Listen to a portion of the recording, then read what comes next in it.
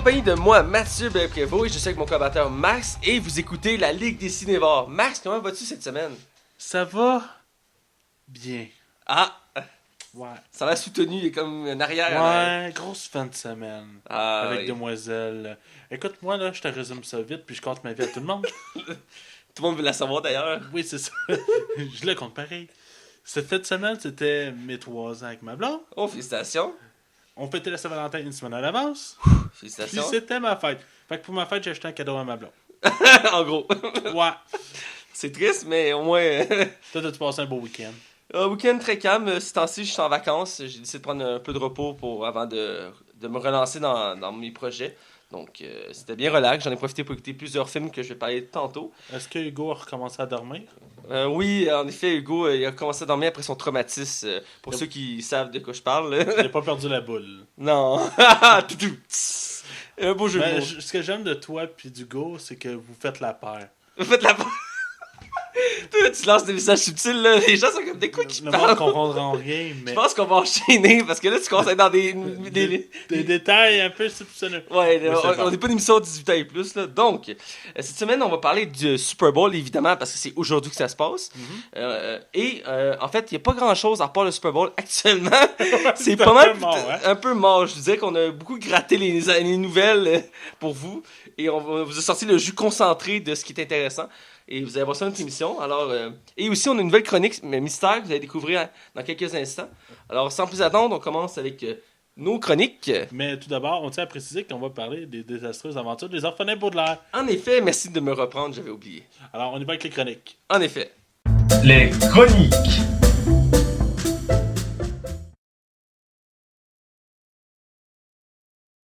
Alors, on est du côté des chroniques. Comme chaque semaine, notre première chronique, c'est ce qu'on a vu en termes de films, séries, animes et tout autre chose qui se visionne. Même la porno pour le cas de Max est ici présent. Tu sauras que j'ai rien à dire là-dessus. Évidemment.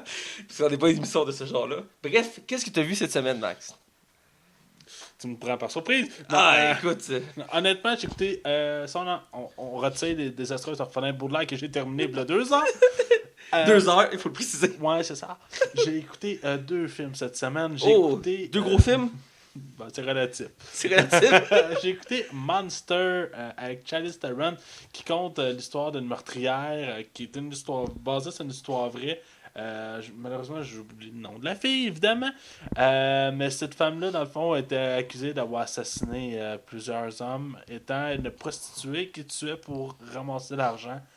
Elle a manipulé sa blonde, elle a manipulé les biens du monde, et elle a été quand même assez récurrente. Elle a été une des plus grandes criminelles, une des plus grandes meurtrières des États-Unis. Aïe, aïe, ok. Et dans le fond, on voit sa vie, puis on la dépeint. Des fois, on a de la pitié pour elle, puis à un moment donné, on vient qu'on n'en a plus. Ah, ok. C'est plate parce que on trouve que son voyage, si tu veux, dans la vie, les premières années sont vraiment misérables pour elle, puis ça en est triste pour elle. On a de la peine pour elle. Le Mais film est-tu dur à écouter ou. c'est parce que tu sais jamais vraiment vers où il va s'en aller. Il est froid, le film. Ah, ok. Mais Charlize Theron, C'est une excellente actrice. Ben, je trouve qu'elle fait beaucoup de flops ces dernières années. Ouais, ils ont tous une mauvaise passe. Ouais, je trouve qu'elle fait des drôles de choix de carrière.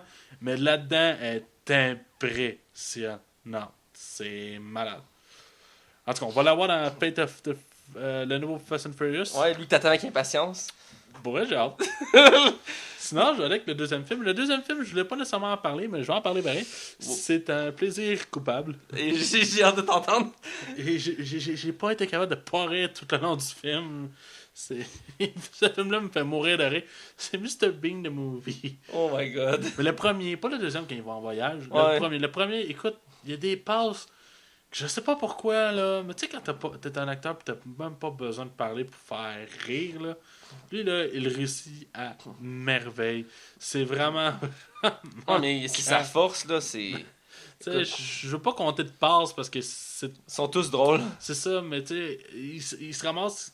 Il est comme, faut qu'il s'occupe d'un exposé. Puis il y a un tableau très, très, très, très rare. Je crois que c'est un tableau en plus qui existe dans la vraie vie. Il faudrait que je fouille. Et il y a Chum sur le tableau. OK? Mais fait qu'il utilise un Kleenex. Mais ce Kleenex-là, il y a de l'encre d'un crayon qui a percé dans sa chemise. Fait qu'en voulant essuyer le tableau, il met de l'encre partout sur le tableau, mais le tableau vaut des millions. Puis, écoute, il t'arrive tellement de situations cocasses. C'est vraiment drôle. Écoutez, il est sur Netflix, là. Écoutez ça. Non, mais Mr. Beam, là, je veux dire, il est tellement drôle, tellement connu qu'il a eu sa propre série animée. Je sais pas si tu sais. Oui, qui était relativement décevante, moi. Ben, elle était beaucoup moins drôle que l'original, mais quand même, il y avait l'humour de Mr. Beam. Ouais. Puis, il est tellement caractéristique de ça que pendant l'anniversaire des Jeux Olympiques de Londres, Ouais. il a fait son fameux C'était personnage. vraiment bon. En fait. Ouais, c'était écœurant. Excusez-moi, pour ceux qui s'en rappellent pas, il participait à l'orchestre, il jouait du piano, puis il revivait une scène épique d'un film anglais. Et c'était une scène vraiment drôle. Tu sais, c'est la force de Mr. Beam, c'est qu'il parle pas, mais c'est. Il ferait 3 générations. Ah, c'est effrayant. Faites juste éviter d'écouter le deuxième film, qu'on comprend pas pourquoi ils ont fait ce film-là. Le film a... Je vais t'apprendre quelque chose, j'ai pas écouté le premier, mais j'ai vu le deuxième quand j'étais petit. Ah, pour vrai? Ouais. Mais il est pas si vieux. Ben, pas quand j'étais petit, mais il y a plusieurs années. Avec t'as du poil d'en face. Ben, quand il est sorti, je l'avais vu le deuxième, mais j'avais manqué le premier. À l'époque, c'est à l'école qu'on me l'a fait écouter. Ok. Ouais. Bon, sinon, toi, c'est quoi t'as écouté cette semaine? Hein? Écoute, j'ai des gros morceaux cette semaine. J'ai eu le temps d'écouter des gros films que j'ai été vraiment agréablement surpris de plusieurs d'entre eux-là et un peu moins. Je commence par le premier film. C'est le film du réalisateur de Denis Villeneuve. Son film qui est nominé aux Oscars, qui est le film L'Arrivée. En passant, Denis Villeneuve est notre vedette. Depuis 2-3 semaines, on parle avec Denis. Ouais, écoute, maintenant c'est notre célébrité du moment. Là. C'est le fun de voir un Québécois aussi populaire, là. Ben oui. Puis j'ai vu son film. Je comprends pourquoi il a été nominé aux Oscars. C'est un film écœurant. Ce que je dois dire, c'est que le film il est long à partir. Mais rapidement, on embarque dans l'histoire. Mais il faut vraiment rester concentré. C'est un film que tu peux pas l'écouter de côté. Il faut vraiment que tu l'écoutes profondément parce qu'il il est long puis il est un peu complexe à sa manière. Surtout à la fin, la twist à la fin de l'histoire peut dégoûter beaucoup de gens. Moi, j'ai été vraiment... Ça m'a perturbé pendant plusieurs heures après. J'y réfléchissais. Puis c'est vraiment un excellent film que je vous invite à écouter. Il sort au club vidéo cette semaine, je crois. Il est vraiment bon. Mon deuxième film, qui est un... Je dirais pas... J'ai été mitigé. Parce que le premier, je l'avais trouvé très bon. Ça m'avait surpris. Puis en plus, c'est un acteur que j'adore. Qui est Jack Reacher, Never Go Back, qui est le deuxième de la saga. Basé sur la série de livres du même nom. Dans ce cas-ci, c'est le 18e livre, si ma mémoire est bonne. Et le premier, c'est sur le 9e livre. Et le premier, ça a vraiment été une découverte. J'étais voir au cinéma, j'avais pas de grande attente. La balance, ça avait l'air intéressante, avec quelques scènes vraiment frappantes. Et c'est avec Tom Cruise, puis Tom Cruise, il est reconnu pour des films d'action, entre autres avec la série Mission Impossible. J'ai tellement hâte au 6e, je me tente pas.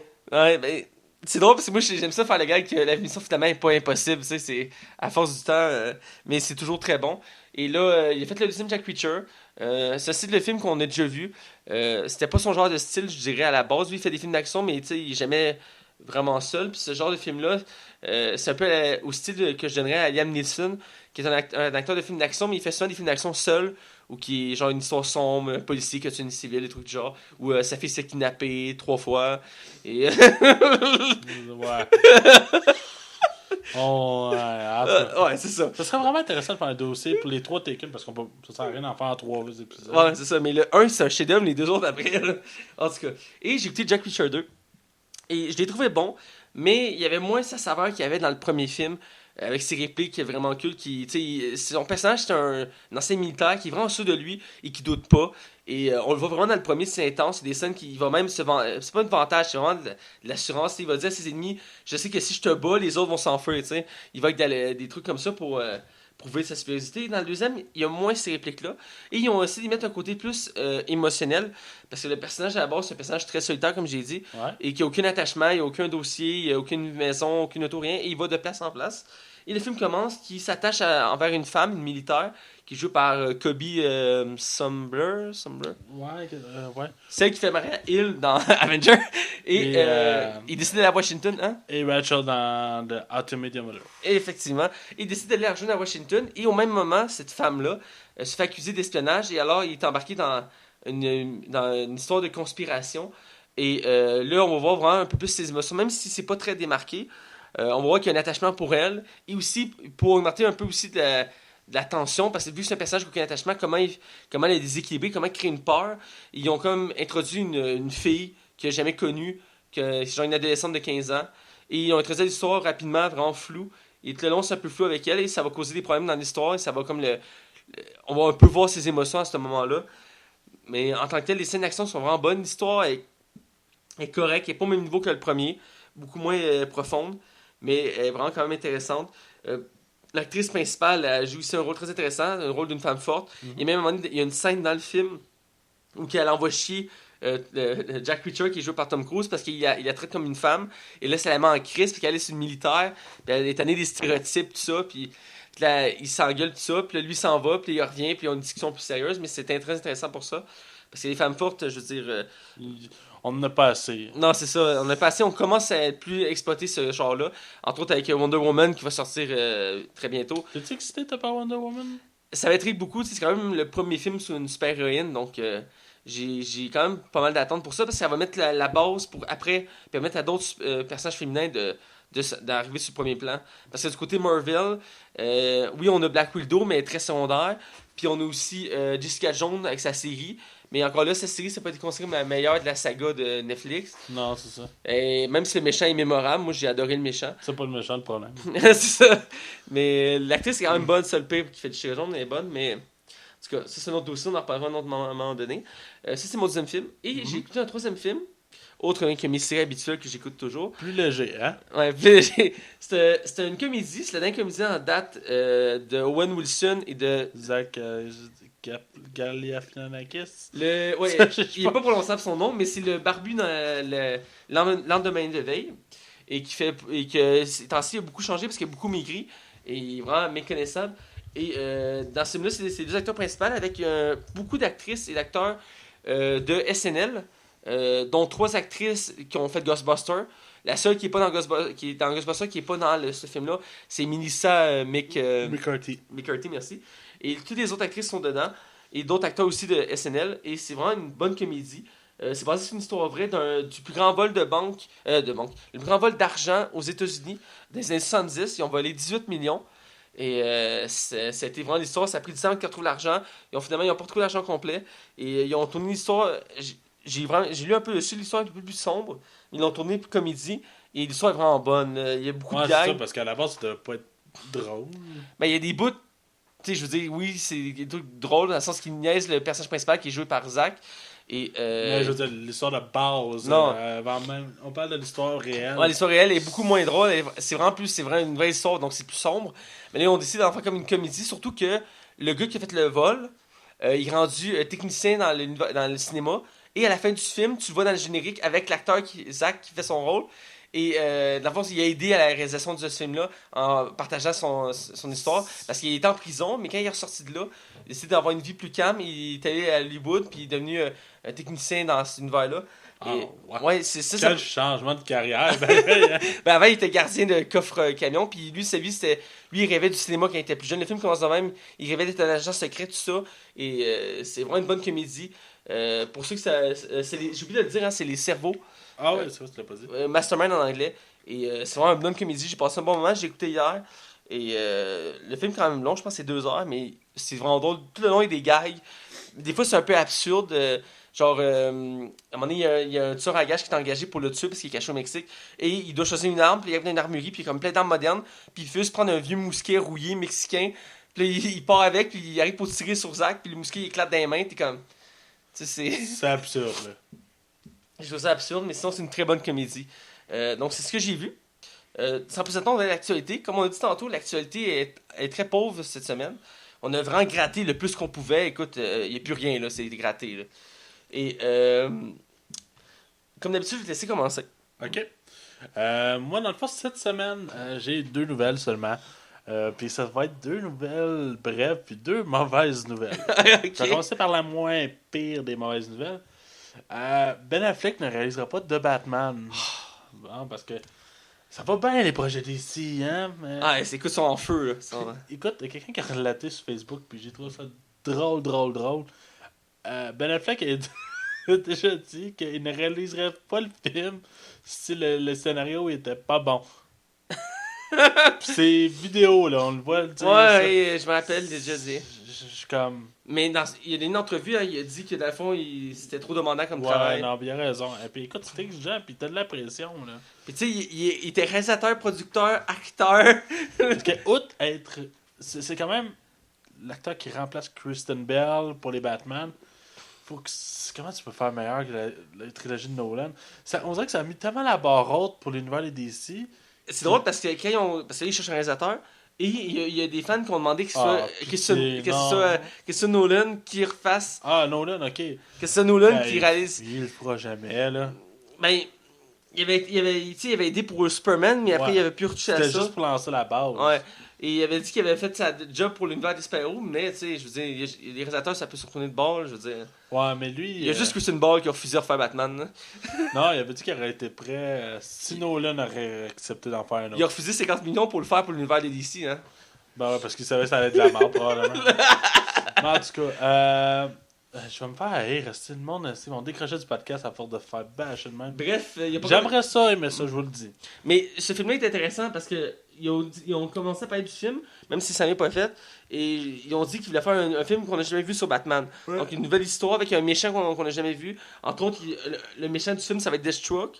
Entre autres, ils disent qu'il va y avoir plusieurs méchants, mais il va y avoir lui, entre autres, qui est un méchant très connu de l'univers de DC, qui a été beaucoup exploité dans l'univers Arrow. Et là, il va être introduit dans Justice League, et ce serait le méchant de Batman, puis ce serait un beau match, je trouve intéressant.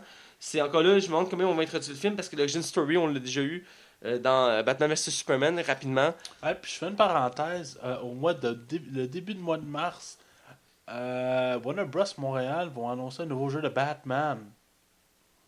Ah ouais? Ouais. Ils l'ont teasé. On sait rien. C'est un jeu de cellulaire, là?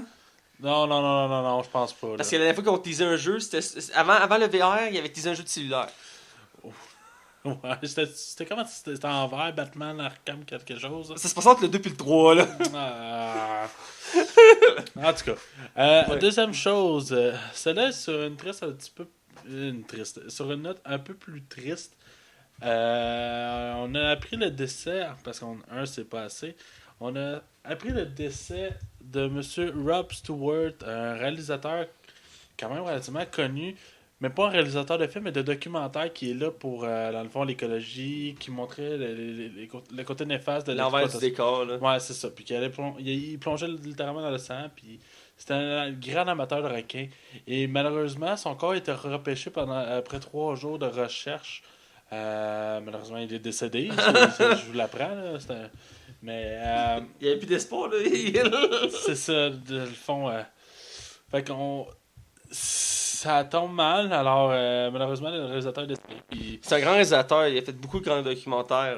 Ben, je pense qu'il en a fait un ou deux, mais c'est deux qui avaient vraiment beaucoup changé la donne, qui avaient quand même eu un impact.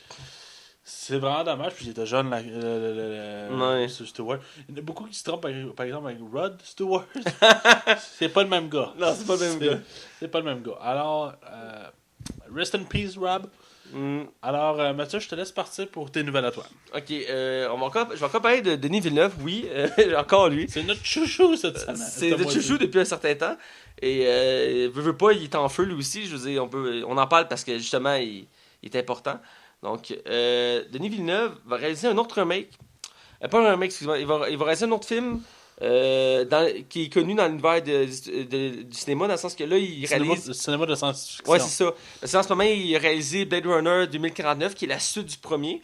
Et là, il va réaliser un remake d'un grand film de science-fiction de 1993, même moins bonne, ou avant, non, excusez-moi, 83. Bref, c'est un film culte de science-fiction des années 80-90. Et c'est le film Dune. Ouais. Qui, à l'époque, il avait révolutionné le genre de science-fiction avec les effets spéciaux, l'histoire profonde. Une histoire qui se passait en dehors de la Terre, qui se passait dans un futur proche, où que l'univers la société était pris, il se nourrissait d'une sorte d'épice qui devait aller l'exploiter sur une autre planète qui s'appelait la Dune. Et là, l'histoire tourne autour de ça. C'est une histoire, honnêtement, je la connaissais pas avant de faire la recherche. Mon ami, Max est en train de rire de moi, mais j'ai vu le trailer. J'aimerais ça en parler comme un vrai passionné, mais je le connaissais pas avant d'avoir vu la news, mais j'ai pris le temps. Ça est trop jeune, je pense. Là. Ouais, ben c'est ça. Mais c'est quand même considéré dans les films cultes du cinéma américain. C'est considéré comme dans les films qui ont évolutionné le genre de science-fiction. On voit ici beaucoup d'évolution des effets spéciaux de nos jours. L'histoire est très profonde, très complexe. C'est un peu dans le style Star Trek, Star Wars, dans le sens qu'il y a beaucoup d'histoires connexes, il y a beaucoup de dramatisation. C'est vraiment une histoire vraiment intéressante. Je me suis dit que vu qu'il va faire le remake, j'y vais vraiment, ça m'a donné le goût de voir le film. Je sais pas toi, Max. Ouais, ben je suis curieux. Puis écoute, j'admets avoir juste vu la bande-annonce moi aussi, mais je trouvais que ça va l'air bon. Alors, je vais sûrement essayer Ouais. de me donner un coup pour l'écouter. Mais Denis Villeneuve, ça a l'air que Dune est un classique. Il s'attaque à des gros projets, là. Ah, mais là, il est passé une bonne lancée. Je pense que tout le monde le veut pour réaliser ses... J'espère qu'ils le brûleront pas trop vite, par exemple. Non, non, ça non plus, j'espère pas. Et ma deuxième nouvelle... Et la dernière, déjà. Et oui, en effet, comme je dis, on a gratté. Et veux pas, chaque semaine, je dois parler de nouvelles de super-héros parce que sinon... Bon, sinon, on n'a rien à parler. Et voilà, c'est ça. Donc, il y a une autre... Et pour vrai, j'apprécie que j'ai vraiment fait des recherches pour Ouais. trouver d'autres nouvelles, puis il n'y avait rien cette semaine. Marvel est vraiment en feu sur le côté des CTV, on va se le dire. C'est pas tout bon, mais. Il tente de offrir autant de contenu que DC. Parce que DC est parti sur une nouvelle très tendue. D'ailleurs, j'ai une deuxième nouvelle que je voulais parler cette semaine, que je viens de me rappeler. Ouais. Je vais en parler juste après. Mais DC, on lance une nouvelle série que je vais parler tout de suite après. Mais là, je vais parler d'une série de Marvel. Oui, je pense que je l'ai vu passer. Ouais. Et là, Marvel est dans une phase qui veut vraiment développer son univers de série. Et il y a une nouvelle série qui est annoncée pour 2018, qui est en tournage depuis 2016, qui a commencé le tournage en 2016, et de la production en fait. C'est la série Runaway. Le nom du même comic d'époque. C'est un comic qui a débuté en 2003, qui réunissait une gang de jeunes, des enfants de super vilains dans le fond, qui ils vont se réunir ensemble, ils vont fuir leurs parents en volant des technologies et des objets, et ils vont se réunir ensemble et ils vont ensemble vivre des aventures. C'est comme une sorte de gang d'anti-héros, si on peut dire. Et ils vont chacun développer des habiletés, soit avec des technologies, soit certains vont découvrir des super pouvoirs. Et au fur et à mesure des histoires, ils vont affronter leurs parents. Donc ça va être c'est vraiment une histoire originale pour ça. Et elle est quand même connue pour les jeunes lecteurs des comics, mais pour les Néophyte, peut-être. néophyte comme moi, qui est un grand liseur de comics. Je ne connaissais pas vraiment cette BD-là, je la connaissais de nom, je ne m'y suis jamais attardé, mais elle est très populaire depuis sa création. Et là, ils ont annoncé le casting officiel de la série, qui réunit 5 acteurs, parce que c'est 5 jeunes qui vont chacun avoir des habiletés. C'est tous des acteurs pas vraiment connus, ou plus ou moins. J'en ai mis deux, trois pour l'exemple. En fait, je vais les nommer. Le premier, c'est Renzi Feliz. Vous savez si je détruis son nom. C'est un acteur de jeune afro-américaine connu pour la série Casual. Il va jouer un des 5 personnages principaux.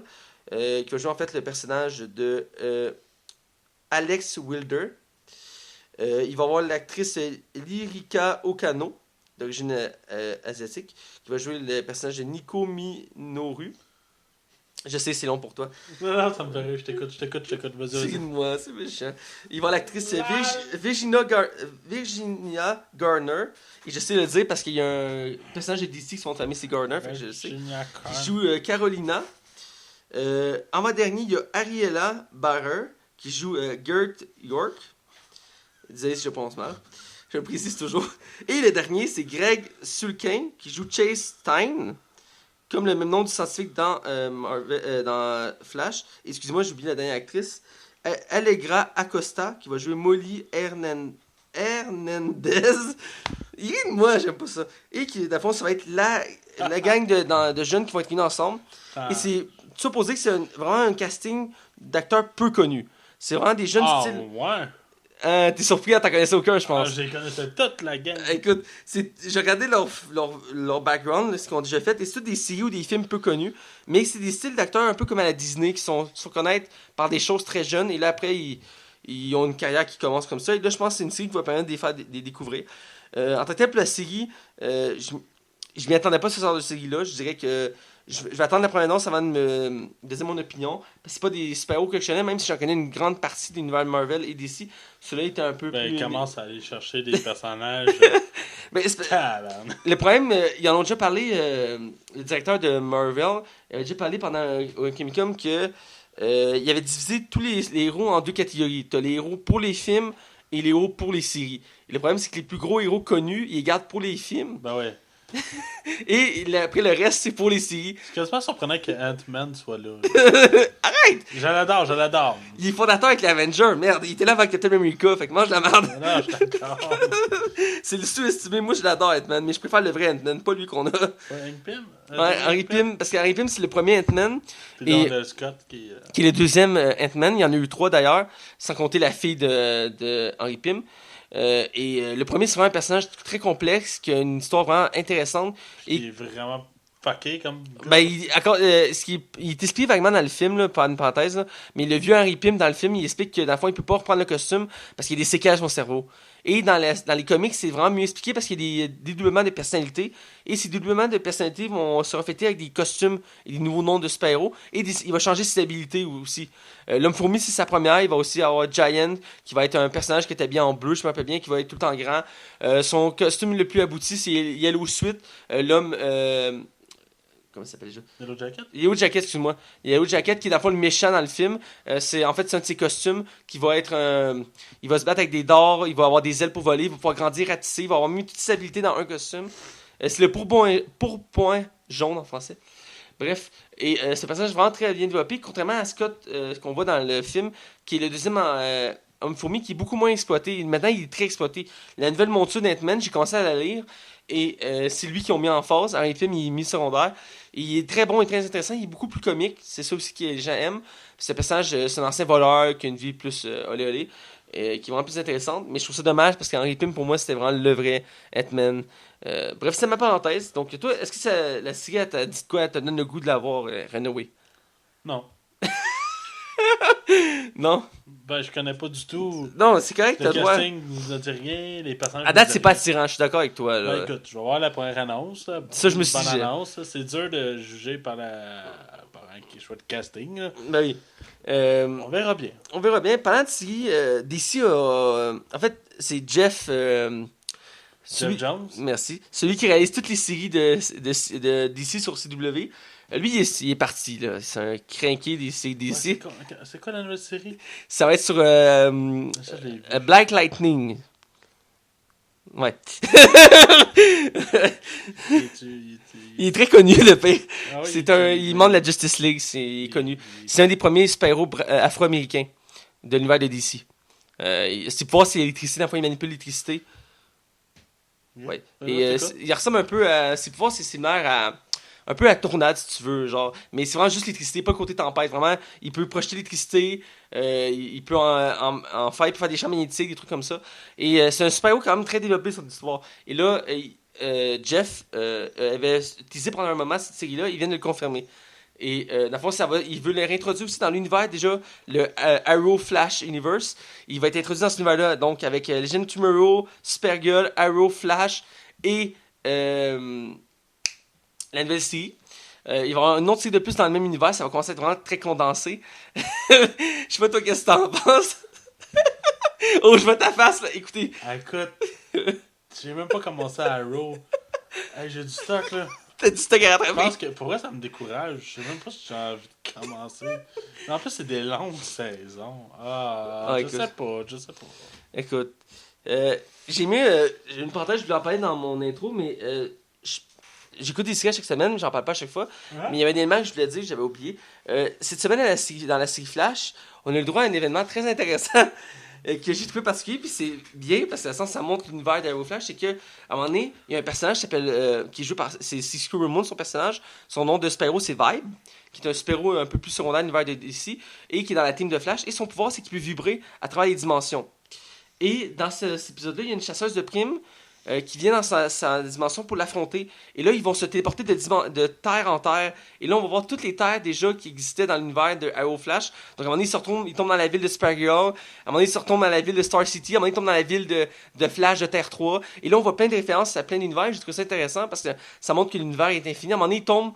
Je sais pas si c'est une référence encore à Superman, mais ils tombent à une place remplie de lave. Et ça faisait penser à la planète de Darkseid. Mais en tout cas, c'est pas confirmé, mais je trouve ça intéressant parce qu'il montrait tout l'univers complet que DC a développé dans les séries. Dans un épisode, dans un combat qui dure genre 2 minutes, on voit genre tous les univers, je trouve ça vraiment cool. Et Arrow a fait un truc un peu similaire, mais sans les super pouvoirs évidemment. Mais c'est intéressant pour ça aussi, je voulais juste en faire mention parce que c'est vraiment. Ils mettent beaucoup d'emphase sur l'univers connexe, sont tous reliés ensemble. Là. Tu me regardes puis je vois que je te perds là. On va poursuivre. On va poursuivre dans le hors-sujet avant d'aller dans notre nouvelle chronique qu'on vous garde pour la fin. Qui vraiment, on vous garde la surprise, donc on n'en parlera pas tout de suite. Donc le hors-sujet. Je vais te laisser commencer. Ouais, merci, j'adore ça. Eh bien, moi, mon sujet, c'est rien. J'ai rien à dire malheureusement dans mon sujet cette semaine. J'aurais voulu dire quelque chose, mais j'ai aucun contenu pertinent ou intéressant à dire. Complètement vide. Aucun contenu. Vide. Ah, écoute, ouais. Ça te dit rien? Bye bye. Oui. qu'il y a Eric Salvaille. Eric Salvaille. Complètement vide. Eric Salvaille est vide. Il est vide. Là, t'as le constat, j'arrive. Eric Salvaille est vide. J'ai tellement trouvé drôle. C'était un des meilleurs gags. Donc, je vais te laisser y aller. Dis-moi, c'est quoi que tu veux parler dans ton sujet? Évidemment, tu vas parler de jeux vidéo. Ouais, ben écoute, cette semaine, moi aussi, j'ai pas. Tu manques de temps pour écouter la série, mais t'as le temps de jouer. J'ai eu le temps. Non, j'ai pas joué. Pour vrai, j'ai même pas joué. J'ai joué à peine cette semaine. J'ai manqué À de peine temps. 10 heures, là. Ah non, même pas, là. Écoute, j'ai vraiment pas eu beaucoup de temps. Fait que je vais parler de ce que j'ai regardé. Mais qui connecte aux jeux vidéo. Moi, je en parle tout le temps, de Rainbow fucking Six. Je pense que tu l'aimes. Ah ouais, j'adore ce jeu-là. Ça n'a pas de sens. C'est peut-être un peu trop. Ça devient quasiment malsain. C'est mieux que tu sois accro à ça que Call of Duty. Ouais, ben, c'est ça. La nouvelle saison s'en vient. Puis je suis vraiment excité. Elle commence la semaine prochaine. Dans le fond, on a 2 nouveaux personnages, une nouvelle carte, des ajustements pour le jeu. Mais moi, ce que j'ai écouté en fin de semaine, puis j'ai écouté quand je pouvais, puis avec la connexion Internet que j'avais, c'était les compétitions des sports de Rainbow Six. Puis j'ai eu le temps d'écouter la finale, presque la finale au complet, et la semi-finale. Écoute, c'est pas des longs moments, là, c'est une demi-heure, 45 minutes. Et j'aurais voulu écouter la série, mais la série ne marchait pas à la maison. En tout cas, c'est pas ça mon point. C'était vraiment intéressant de voir la compétition de Rainbow Six. On voyait, dans le fond, les meilleurs joueurs se combattre entre eux. Moi, je supporte beaucoup les équipes françaises de France.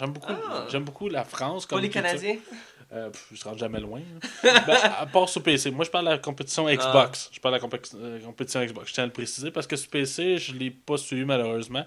Mais sur Xbox, il y avait un groupe qui s'appelle Vitality qui m'avait vraiment impressionné, qui avait clenché une équipe américaine. Ils avaient défoncé. Là. Mais ils avaient perdu quand même quelques manches.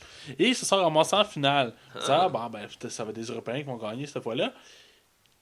Oh no, ça a vraiment pas bien été. Écoute, dans le fond... Est-ce que c'est des Coréens? Non, même pas, c'est une autre équipe américaine qui s'est battue. Ah ben bon, ça. Et écoute, je m'attendais vraiment pas à ça, parce que les Français sont vraiment bons. Cette équipe-là, Vitalité, était vraiment bonne. Dans le fond, comment ça fonctionne? T'as faut que le premier qui a 2 points. 2 games de gagner gagne la partie. Ça peut se ramasser jusqu'à 3 parties. Ben écoute, l'autre équipe a juste joué 2 parties. Pourquoi? Parce qu'ils ont gagné toutes les fucking manches. Vitality n'a pas réussi à faire aucune victoire. Aucune manche. Ça a été un massacre. Mais un massacre. J'avais de la peine pour eux autres. Les gars, ils restaient calmes, mais je le sens que dans le fond, ils voulaient tout bûcher. Là. C'est frustrant, hein? Mais moi, ça me fascine ces compétitions-là parce que maintenant, les gens peuvent vivre de ça, dans le sens qu'il y a des athlètes de jeux vidéo. La moyenne de retraité est 25-26 ans. Pour la compétition de e-sport. Aïe aïe. Mais je sais pas si c'est tant payant. Ben, c'est pas des gros tournois qui valent la peine comme ces tournois-là. Blizzard aussi font des gros tournois. Ouais, avec Overwatch, puis StarCraft. Diablo, ouais. Ça rapporte. Mais des jeux de même, LoL aussi, qui est mondialement, il y a des tournois. Je suis tout fasciné, les gens maintenant peuvent vivre de ça. C'est fou. Ils en parlaient l'autre fois, nouvelle. On a des champions canadiens dans certains jeux. Ben, Stéphanie Harvey, qui vient du Québec, à Counter-Strike, est machine en sacrifice. Écoute. Je jouerais pas contre elle. Je voudrais l'être de son bord, elle est vraiment bonne. Ah, écoute. Ben, c'est fascinant. Elle avait gagné meilleure joueuse de l'année. Ouais, meilleure joueuse de l'année, ouais. C'est malade, là. Ouais.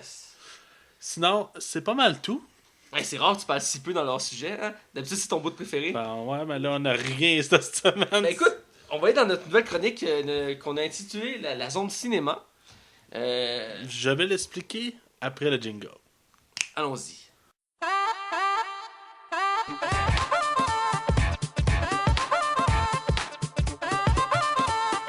Bienvenue dans la zone cinéma.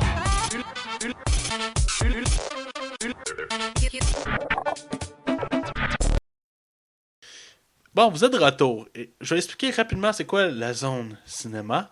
La zone cinéma comprend en fait des chroniques, mais des vraies chroniques qui vont avoir une recherche approfondie. On va parler de sujets divers. Ça va être, des films basés sur des jeux vidéo. Est-ce nécessairement un navet? On va parler des fois de personnalité. Robert Downey Jr., est-ce que c'est réellement un bon acteur? Alors, là, vu que cette semaine, on a manqué vraiment de temps tous les deux, on On va... a quand même du contenu, il faut... Ouais, on se débrouille pareil. Dans le fond, cette semaine, on va parler du Super Bowl, vu qu'on a eu quand même un shitload de... C'est quand même un événement mondial à chaque année. Ouais, c'est ça. Moi, je m'en fous du football, mais je trouve ça intéressant de voir les bandes annonces qui sortent. Peut-être ma seule déception, c'est que j'aurais voulu voir des bandes annonces de films qu'on n'a rien vu. Genre Thor, le troisième. Ou la Justice League que t'attends avec impatience. Ah oui, je l'attends. Fait que dans le fond, je vais commencer et dans le fond, t'enchaîneras avec moi. Ok. Dans le fond, je vais commencer avec la nouvelle bande-annonce de Guardians of the Galaxy Volume 2. Oh, très attendu. On avait déjà eu le droit à un premier extrait. Ouais, ben dans le fond, on avait eu déjà 2 trailers, je crois. Ben, un teaser puis un trailer. Là. Oui, c'est vrai, c'est ça. Ouais. Dans le fond, on voit plus des scènes d'action, c'est plus coloré. C'est quand même plus intéressant à voir. On voit un peu plus Mantis, qui est le nouveau membre de la team. Ouais, c'est ça. Puis la sœur de Gamora. On la voit encore, ouais. Ouais, elle semble se rejoindre à l'équipe aussi dans la bande-annonce. C'est pas encore clair, là, mais... On verra bien éventuellement, Ouais. ou peut-être qu'elle va se joindre à eux autres temporairement. Ouais. C'est ça. Alors, ça avait l'air bien. Écoute, moi, je l'attends avec impatience, ce film parce que Ben j'ai oui. vraiment beaucoup aimé le 1. Le 1 était excellent, surprenant aussi. Écoute, je m'attendais pas à grand-chose de ce film-là. Et, James Gunn a l'air d'avoir mis tout son amour encore dans ce deuxième film-là. Parce qu'il a l'air vraiment de triper sur ce projet. ouais, juste le père de Star-Lord qui m'intrigue toujours. Qu'on l'a toujours pas vu. Et je pense voyons, comment il s'appelle Luke Ferraki. C'est le Stallone qui est au casting, puis on Ouais. n'a rien vu encore. Ouais, mais c'est pas, il fait un rôle secondaire, donc... Ben, c'est pas grave, c'est ça Stallone dans un Marvel, je trouve ça cool. Ouais, Ils ont donc, hein, d'aller chercher des acteurs. Puis j'ai bien ça, on va avoir droit à Arnold dans un film de DC, genre Justice League. Là. Oh, Arnold. Ah, je sais, Arnold va faire le nouveau Bane. Ah, trop vieux. Trop vieux. Trop vieux. Sinon, on va embarquer avec le deuxième, Pirates des Caraïbes, Tales No Man. La suite reboot, je sais pas si tu savais, c'est comme une suite reboot. Là. Ouais, parce que le 4 avait été mal reçu. Et mal reçu, tu dis. Ben, je l'avais pas. J'avais pas capoté, là, je pense que pour comme ben du monde, mais c'était pas au niveau des 3 premiers, mais c'était pas non plus catastrophique, à mon humble avis. Là. Ben, c'est sûr, c'était pas au même niveau que les 3, mais il était bon. Le problème, c'est que le scénario était un peu broche à foin. Et le méchant, c'était un des plus gros méchants de l'univers des pirates. Et là, il était comme un peu mou, un peu. Ouais. Il manquait de viande, il avait peur. Puis peut-être, autant que Johnny Depp, c'est la vedette de chaque film, on aimait comme mettre rembourrer genre les personnages autour, puis lui, là, je trouvais que c'était juste axé sur Johnny Depp. J'aurais aimé... J'aime les autres personnages autour, tu sais. Ils ont mis plein de personnages secondaires. Puis c'est comme le couple qu'on suit, qu'à la fin, c'est comme. Ouais. En tout cas, j'ai vraiment hâte de voir le Mais nouveau. ouais, le 5 avec le nouveau méchant, qui est joué par un grand acteur lui aussi. Le méchant, c'est le capitaine Salazar, qui est un autre. C'est un fantôme, un capitaine Ouais, fantôme. joué par Janvier Bardem. C'est lui qui jouait le méchant aussi dans le dernier Skyfall de James Bond. Ouais, c'est ça, exactement. Un Et- bon acteur. Un très bon acteur. Et on a vu beaucoup de choses en annonce. Entre autres, on a vu la première image de Will qui revient, Ouais. Will Turner. On peut voir, j'ai trouvé ça intéressant parce qu'on voit qu'il y a des coquillages d'en face. Ouais. C'est-à-dire qu'il me donne l'impression d'être corrompu, comme son prédécesseur, qui était, voyons, le méchant dans le 2, là, puis Jones. Ouais. Bon, bref, on dirait qu'il est en train de se corrompre lui aussi. Il avait été annoncé dans le film, j'ai été surpris parce que, surpris. Il refait tout le temps ses sagas, il est revenu dans The Hobbit, puis il revient dans Pierre des Caraïbes. Ouais. Mais j'étais surpris parce qu'à la fin du troisième, si on attendait le générique, il y avait une scène qui montrait qu'il revenait 10 ans plus tard, puis il voyait sa femme avec son enfant. C'est comme l'happy ending. Fait que là, je me demande comment ils vont faire pour interpréter ça dans ce film-là. Tu as été kidnappé ou. On verra bien. Parce que c'est quand même un bout de suite. Fait que dans le fond, ils prennent pas en compte le quatrième genre dans cette histoire-là. Plus ou moins, il y a comme. Ben, c'est parce qu'il n'y a pas d'impact. C'est ça, mais entre autres, l'impact qu'on peut voir dans le film, c'est que le Némésis à Jack Sparrow, qui est. Voyons, j'ai la misère sur les noms, c'est pas mal. Barbossa. Ouais. Il a son bateau, le bateau de Black de Barbe Noire, son bateau avec les voiles rouges, tout ça. Il l'a encore. Mais là, on dirait qu'il y a de la misère parce que dans le bande-annonce, on le voit qu'il se fait attaquer, il y a une tempête. Le film est vraiment mouvementé. Ce qu'on peut voir dans la bande-annonce, c'est que c'est très mouvementé, beaucoup d'action comme d'habitude. Mais tu sais, on a vu 1 minute alors. Mais assez pour teaser bien les choses. Ah oui, allez voir, c'est une des meilleures annonces que j'ai vues du Super Bowl. Là. En tout cas, ça a l'air meilleur que le 4.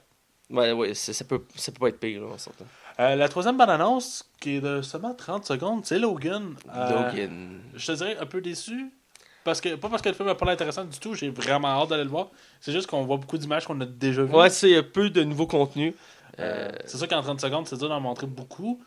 On le voit, c'est un Wolverine magané, fatigué. Vieux, on voit quelques personnages secondaires, quelques personnages du film, dont le mutant On a pu voir dans le dernier X-Men Caliban, qui s'appelle, ça m'appelle bien, le mutant, il chauffe. Dans le fond, son pouvoir, c'est qu'il peut détecter les mutants. Donc là, il a été introduit aussi dans ce film-là. On peut voir quelques images de lui un peu plus, parce qu'il a été mis très de côté dans les autres bandes annonces. Sinon, c'est ça, ce qui est dommage. Je m'attendais à plus, vu d'une bande annonce du Super Bowl, d'avoir plus de contenu. Mais c'est quand même un très... Parce que le film sort le mois prochain, hein, fait que... Ouais, je suis d'accord. Mais, ouais, en tout cas, c'est comme un autre qu'on va parler un peu plus loin, John Wick 2, là, qu'on va revenir dans quelques secondes. Il y a plus de contenu dans la balance de John Wick 2 que dans Logan. Bref, le prochain, que toi, c'est une série que t'aimes beaucoup moins, de films que moi je trouve correct les premiers. Les derniers sont en ramasse un peu plus. C'est la série des Transformers, que eux sont partis. D'ailleurs, ils veulent créer un. Transformer Universe. Ouais, c'est ça, merci, un Transformer Universe, parce qu'ils veulent faire plusieurs spin-offs, dont sur Bumblebee, qui est un des Transformers principaux de l'histoire. Ben, je trouve ça délicat que. Ben, on dirait qu'ils sont comme DC, hein. Ils s'entêtent à vraiment à grossir l'univers, mais ils sont pas capables de nécessairement produire un film de qualité au niveau du scénario. On parle pas des effets spéciaux parce que Transformers c'est beau en maudit. Ouais, parce que Michael Bay, sa force c'est les explosions puis tout ça. Ben pas juste l'explosion. Michael Bay, on va dire quelque chose. Il est capable de faire des images ultra léchées. C'est beau ces films, c'est vraiment beau. Mais c'est vide. Complètement vide. Ah. Ben c'est comme l'actrice qui joue dans les deux premiers, qui a pas joué dans le troisième, qui est Megan Fox. Elle l'a comparé à un nazi. Ouais. Puis elle dit qu'elle trouvait qu'elle se sentait rabaissée dans son rôle parce qu'elle. Ben écoute, la première scène qu'on voit d'elle, elle est à moitié nue sur un char. Écoute, ça l'a tellement fait chier, elle le disait à plusieurs reprises. Puis en plus, après, il a pris des mannequins pour faire les rôles secondaires de femmes, en tout cas. Ben, ça a valu quand même que ça allait partir sa carrière. Bon, ok. Je suis dans Tortue Ninja, là, mais. Ouais, mais ça, c'est une série, on peut en reparler, là. Mais tout ça pour dire que la bande-annonce nous montrait vraiment le contenu du film, entre autres.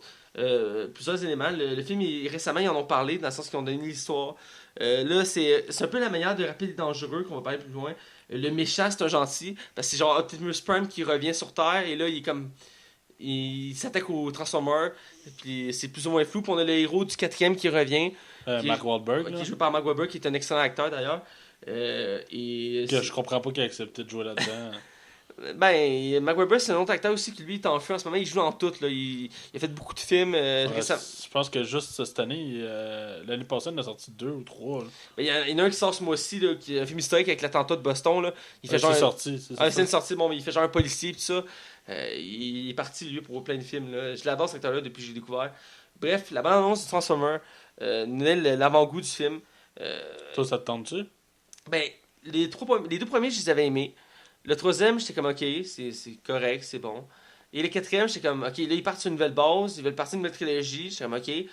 Mais j'ai été... que ça soit bon. Ouais, j'ai aimé les effets spéciaux, tout ça, mais l'histoire était comme beaucoup moins intéressante. C'était plate. Sérieusement, là. Qu'est-ce que t'as aimé de ce film-là, à part l'image? Les Dinobots?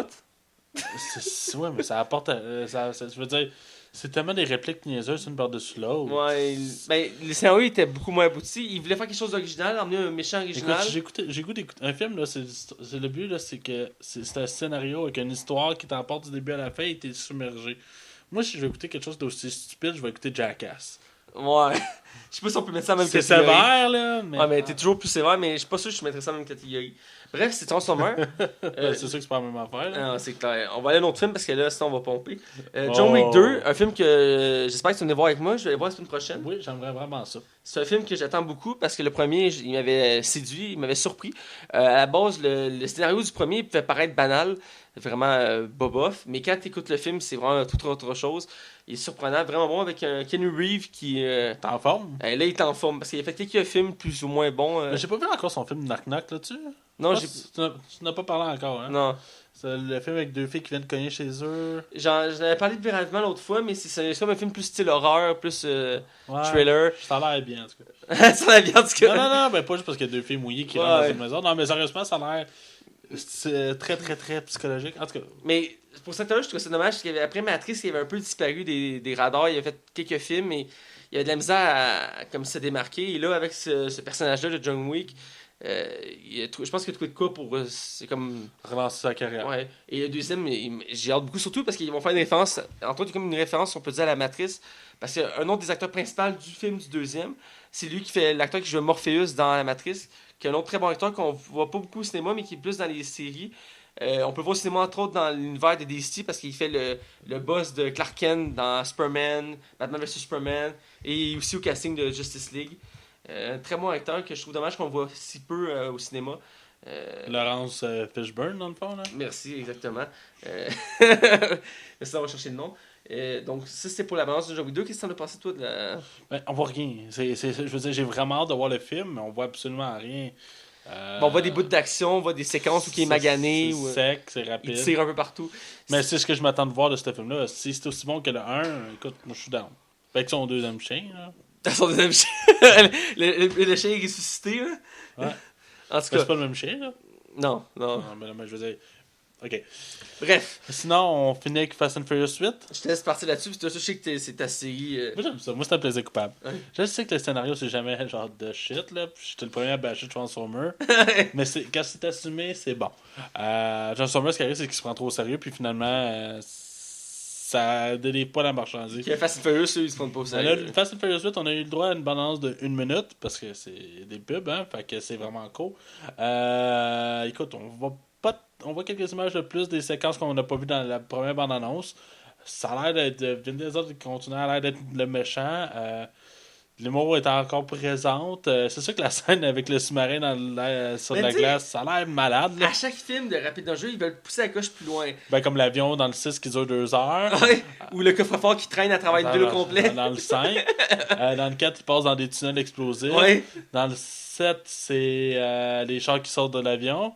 Ouais. Puis là, le 8, ça a l'air d'être le sous-marin dans la glace. En tout cas, écoute, c'est over the top, mais c'est cool. Prochain step, ils vont dans l'espace. Ça serait malade. Mais un affaire, par exemple, on voit que Jason Statham joindrait le groupe. Ouais, ben, c'est quelque chose qui est, j'ai trouvé particulier de ce nouveau film-là. D'ailleurs, premièrement, ce qui est particulier, c'est qu'il veut faire une nouvelle trilogie pour conclure l'histoire, ce qui est quand même Parce que intense. du film, hein, Ça fait un beau chiffre, là. je pense pas qu'il va faire autant d'argent que le 7, par exemple. Ah, ça va être dur à battre. Par contre, Paul Walker va être là en CGI. Ouais, il va peut-être être Secondaire, pas mal. Là. très secondaire. Il va sûrement aller jaser avec au début du film. Là. Et dans le fond, c'est ce qui se passe, c'est la première fois qu'ils prennent un méchant de rapide dangereux et ils retournent comme en. En gentil. Ouais, tu sais, il est comme forcé de travailler avec la gang, mais en même temps, tu sais, je sais pas si ça va le rendre gentil, mais tu sais, c'est Jason Statham. Tu sais, on aime voir Jason Statham. C'est un acteur d'action qu'on aime ça pour se battre, surtout avec sa scène dans le dernier où il se bat avec The Rock, qui est très épique. Là, on va droit à The Rock et Jason Statham dans le même team. Écoute, j'attends juste le prochain sacrifié. Moi, je suis dans. Écoute. Alors, c'était ça la leçon de cinéma. Habituellement, ça va être des chroniques plus en profondeur. Mais pour cette semaine. On a essayé de parler du Super Bowl, qui est quand même un sujet important. Beaucoup de bandes annonces. On les a pas toutes choisies, il faut le préciser. On a choisi, selon nous, les plus grosses. Ouais. Il y en a quelques-unes autres qui sont passées, mais on trouvait moins pertinent d'en parler. Donc, allez voir, il y en a d'autres intéressantes. Et sans plus attendre, on va aller au vif de notre sujet, parce que cette semaine, pour la deuxième fois de notre histoire de notre podcast, on va parler d'une série. Parce que généralement, on n'écoute pas la même série ou. Bref, le temps ne le permet pas. Et là, on va parler d'une nouvelle série de Netflix qui est Les désastreuses aventures des orphelins Baudelaire. Alors, on s'en reparle très bientôt de l'autre côté. Attention, la session qui suit concerne les spoilers. Je répète, attention, la session qui suit concerne les spoilers. Alors, vous êtes du côté non spoiler. Et cette semaine, pour la deuxième fois de notre histoire, je l'ai dit tantôt, on parle d'une série parce que moi et Max, souvent, on n'a pas les mêmes goûts en termes de série. Ou Max n'a pas la patience d'écouter une série de 20 épisodes, ça le rend fou. Ah ouais, c'est long. C'est long. À un moment donné, t'en oublies. Lui, il n'est pas ça que ça. Lui, il veut que ça soit sec. Mais j'aime ça quand c'est 8 à 10 épisodes qui comme digne d'un film puis que ça s'écoute vraiment bien. Ouais, je suis d'accord. J'adore les deux, mais c'est sûr que je trouve souvent c'est plus abouti des séries courtes comme ça. Parce qu'il n'y a pas de longueur, c'est vraiment du condensé. Des fois, c'est trop poussé. Des fois, on demande un peu plus de contenu. La part du temps, il se débrouille bien. Parce que sinon, des séries comme Arrow, tu me l'as déjà dit toi-même, 24 épisodes ou même plus que ça. C'est 23 épisodes. Ouais, j'étais pas loin, là. Des fois, ça s'étire. Ben, il y a des bouts, surtout quand on revient après Noël, là, souvent il y a un bout qui est plus long. Il y a juste des histoires complétées. L'intrigue avance pas très rapidement, mais pour les fans comme moi, j'aime ça, puis ça me permet de voir plus de contenu. Ouais. Bref, on parle des désastreuses aventures des orphelins Baudelaire. Yes. Basée sur l'œuvre du même nom, qui est une série de romans jeunesse de 13 tomes. La série, comment elle fonctionne, c'est que chaque 2 épisodes, dans le fond, épisode 1 et 2, c'est un livre. Épisode 3 et 4, c'est un autre livre. Et ainsi de suite. Puis ça paraît, hein. Je veux dire, écoute, tu penses spoiler, ça. Chaque épisode, mettons, si tu regardes le 3 puis le 4 qui vont ensemble, tu le sens que c'est un livre parce que quand tu passes au 5e épisode, tu sens qu'ils s'en vont complètement ailleurs. Fait que- Puis la transition est souvent bien faite parce qu'on switch d'un membre de famille à l'autre. Parce que dans le fond, c'est des aventures. Mais j'avais oublié que c'était comme ça dans le film. Ouais. J'avais complètement oublié. Ben, c'est le principe un peu de l'œuvre. Et c'est important de préciser tout de suite, ben, pour ceux qui ne le savent pas, ils veulent faire 3 saisons parce que dans le fond, il y a 13 tombes, donc ils veulent les tester 3 saisons. Donc c'est vraiment prévu, donc l'histoire est vraiment bonne, puis on va l'avoir rapidement parce que les acteurs ils sont jeunes et ils veulent les garder jeunes parce que les personnages sont jeunes. Ouais. C'était l'erreur du film du même nom en 2004, entre autres avec Jim Carrey qui a fait une performance mémorable. Et qu'ils ont fait, une des erreurs, c'était qu'ils ont pris des acteurs trop proches de l'âge véritable des personnages et que rapidement ils ont manqué de temps et finalement c'est tombé à l'eau. Parce que c'était un des rares films que Jim Carrey était prêt à faire des suites. Ouais, c'est ça, parce qu'il faisait le personnage, je vais en reparler, mais le personnage du Comte Olaf fait plein de personnages, donc. C'est pour ça que ça le parlait plus. Ouais, c'est ça aussi qui rend la série originale, on va en reparler rapidement. Mais pour commencer, vu que c'est une série, il n'y a pas juste un réalisateur, il y en a plusieurs. C'est tous des acteurs, réalisateurs pas vraiment connus, qui ont chacun donné leur saveur à la série, qui est entre autres Barry Sonnenfeld, Bo Wetch, merci, et Mark Palansky, Ouais. qui lit à froid de même, je l'ai jamais lu avant, c'est la première fois que j'ai lu. C'est 3 réalisateurs principaux de la série, qui ont chacun emmené leur source, même si on voit pas vraiment de différence de réalisation entre les épisodes. Je trouve qu'ils sont tous pas mal à la même hauteur. Écoute, si tu m'aurais dit que ça aurait été Barry tout le long, je t'aurais cru. Ils ont emmené chacun leur touche, mais ça paraît pas vraiment. C'est vraiment très. Ben, c'est souvent le même. La série, c'est jamais le même réalisateur pour chaque épisode. Fait que... Ouais, c'est vrai. Mais les séries, quand même, les courtes séries Netflix, des fois, ils prennent le même réalisateur pour, pour tous les épisodes. Les acteurs, l'acteur principal, qui est le personnage de Comte Olaf, est joué par Neil Patrick Harris, qui est un acteur Que j'adore. vraiment bon. Écoute, je le connaissais un petit peu moins avant, mais avec ce rôle-là, il me rappelait comment il était bon. Là, je veux dire. Ben, toi, t'as convaincu avec ça, dans le fond. Ben oui. Parce que moi, tu sais, je l'avais connu avec Carole Kumar, mais tu Ben sais, oui. il jouait le gars qui sautait tout, mais dans le fond, il est gay. C'est ça qui était l'ironie de la chose. Avant ça, la dernière fois que je l'avais vu, c'est dans Glee. Vous pouvez rire de moi si vous voulez. Moi, c'est une série que j'adore. Je suis musicien, ancien musicien dans l'âme, donc j'aime tout ce qui est musique. Et il avait fait un rôle secondaire Tu dans. fais du balai en cachette. mais- Ouais, bref, mange la merde. Et il avait fait un rôle secondaire à un moment donné dans la première saison, je me rappelle bien. Et c'est là que je savais déjà qu'il avait un talent de chanteur, mais là, je l'avais vu à l'œuvre et je l'avais trouvé très bon aussi là. Et il joue parfaitement bien le personnage du Comte Olaf, je tenais à le dire. Jim Carrey avait mis la barre haute quand même parce qu'il avait fait une performance quand même assez unique. Et là, lui, il reprend ça à sa façon. Et peu importe si vous le en anglais ou en français, le doublage est bien réussi pour ça parce que dans le fond, vu qu'il change de personnage, il va inventer des voix aussi. Et c'est quand même bien fait en version française. Je sais pas toi, qu'est-ce que tu as pensé de la performance de Neil Patrick Harris. Est-ce que tu l'as trouvé vraiment phénoménal, époustouflant? Je vais t'avouer que le premier épisode, je le trouvais vraiment bon. Dans la deuxième, je trouvais qu'il était vraiment comme en dessous. C'est bizarre à dire parce que je trouve que la deuxième épisode est vraiment la plus faible de la saison. Je te dirais que j'ai eu de la misère à l'écouter, pour vrai. Ok. Puis après ça, un coup, à partir de l'épisode 3, j'ai vraiment À embarqué. partir qu'il fait ses personnages, là. Exactement. Écoute, chaque personnage, il est drôle là-dedans. Là. Il est tellement drôle. Il est tellement, en plus, tellement sadique dans sa façon d'être, mais on veut l'haïr, on l'haïr, mais on l'aime l'haïr. Sérieusement, là, j'aime vraiment... Je sais pas comment le dire bien comme il faut, mais chaque personnage qui incarne, comme pour déjouer, on dira rien parce que ça fait partie des spoilers, il apporte une touche humoristique qui rend, il rend ça plus léger. J'ai vraiment beaucoup aimé son Moi, présentation. là, j'ai skippé une étape importante. C'est juste pour ceux qui connaissent pas, dans le fond, les désastreuses aventures des orphelins Faudelaire. C'est qu'on suit 3 orphelins que dès le début de l'œuvre, dans le fond, leur manoir part en feu et leurs parents sont portés disparus dans l'incendie. Et là, ils se retrouvent orphelins. Et là, ils vont être donnés à une famille d'adoption qui est le membre de la famille se disant le plus proche. Et ils se font remettre au comte Olaf pour commencer. Et le comte Olaf, lui, son seul but, c'est d'avoir leur fortune parce que c'est une famille de riches. Et il va tout faire pour l'avoir. C'est aussi ça, l'histoire tourne autour de ça. Et rapidement, ils vont réussir à s'enfuir du comte Olaf et ils vont aller de membre de famille un à l'autre parce qu'à chaque fois qu'ils vont se retrouver dans un nouveau membre, le comte Olaf va arriver, on le dit, en personnage, qu'on va reparler plus tard, et il va se servir de plusieurs méthodes pour déjouer tout le monde. Les seules personnes qui remarquent que c'est lui, c'est les orphelins. Ils le reconnaissent à chaque fois, mais les adultes ne le reconnaissent pas parce que les livres, c'est des livres jeunesse. Ils se mettent en emphase que les enfants sont plus intelligents que les adultes. Là-dedans, c'est ça, en tout cas, Ouais. c'est clairement ça, là. Et chaque orphelin ont des habiletés aussi qu'ils vont utiliser dans chaque épisode. Ouais. L'orpheline qui est jouée par je cherche, Malina, la plus jeune? Ouais, la plus vieille, c'est Malina. Ouais, c'est ça, Malina Weissman. Ouais, elle c'est intelligente, donc elle invente des gadgets. Ouais, et débrouillard. Elle est débrouillarde. Il y a son frère c'est Louis Hein. Ouais, c'est Louis Hines. Louis Hein, que lui c'est le cultivé qui va lire tous les livres.